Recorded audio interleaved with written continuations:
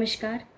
कलम की खनक साहित्य सृजन ग्लोबल में मैं ममता प्रवीण करनाल हरियाणा से आप सभी का हार्दिक स्वागत करती हूँ तथा धन्यवाद ज्ञापित करती हूँ श्रीमती कनकलता जैन जी को, जो इस मंच की राष्ट्रीय अध्यक्षा एवं संस्थापिका हैं।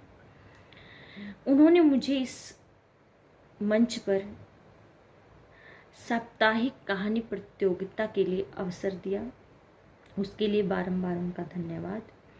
माँ शारदे को प्रणाम करती हूँ और प्रस्तुत करती हूँ मेरी लघु कथा जंगल राज। सुनिए। एक जंगल में अचानक ऑक्सीजन की कमी हो जाती है।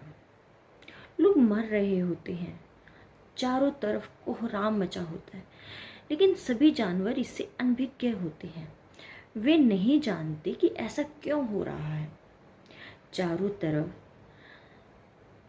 ऐसी भयानक आपदा को देखकर वो सभी बैठते हैं और पंचायत करते हैं और विचार करते हैं कि ऐसा क्यों हो रहा है। ना कोई बीमारी है, ना कोई ऐसा कुछ दिखाई देता है जिसकी वजह से लोग हर रोज मर रहे हैं। तो ऐसा हुआ क्या? वो सभी फैसला करते हैं कि खरगोश को नियुक्त किया जाए कि वो पता लगाए आखिर ये सभी जानवर किस कारण मर रहे हैं। खरगोश जाता है, जंगल में घूमता है, फिरता है, देखता है कि क्या कारण है, लेकिन उसको कुछ समझ नहीं आता। एक दिन अचानक वो एक हाथी और लोमड़ी को बात करते हुए सुनता है।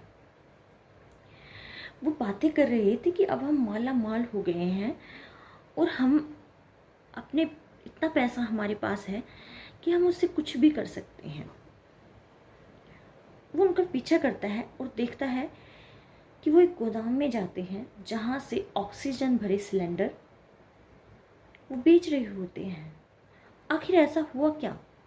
वो और ज़्यादा गहराई में जाता है और उसको पता लगता है कि इन हाथियों ने और लोमड़ियों ने अपना बिजनेस चलाया है, एक व्यवसाय चलाया है, जिसमें सभी पेड़ों से ये एक प्लास्टिक की थिन लेयर के जरिए गोदामों तक ऑक्सीजन भरते हैं और फिर उसे बेचते हैं और वो ऑक्सीजन कहीं और नहीं जा पाती। ऐसा देखकर वो बड़ा हैरान होता है और उसको मन करता है कि वो जाए और राजा से जाकर इसकी शिकायत कर दे। लेकिन चलते चलते उसको ख्याल आता है, अगर मैं राजा के पास गया तो राजा क्या करेगा? उसको तो कर मिलता है, टैक्स मिलता है। तो वो इस समस्या के लिए आम जनता के पास जाता है, यानी चूहों के पास जाता है। उनको कहता है कि हमें इस जो प्लास्टिक की लेयर है इसको काटना होगा, तब हम अपने लोगों को बचा पाएंगे।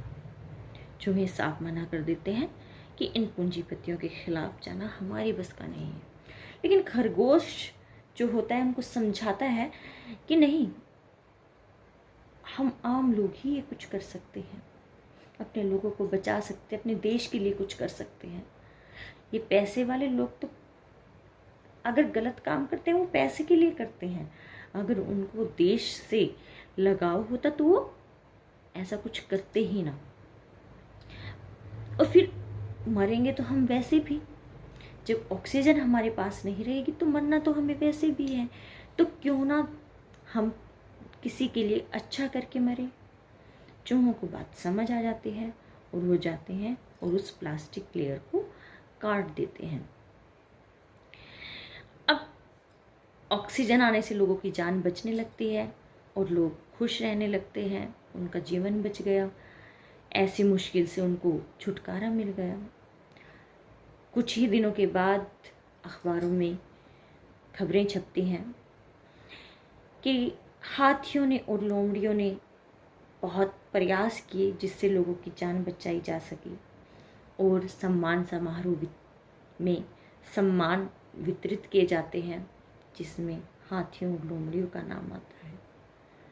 लेकिन खरगोश और चूहे बहुत खुश होते हैं क्योंकि वो समय से पहले नहीं मरे।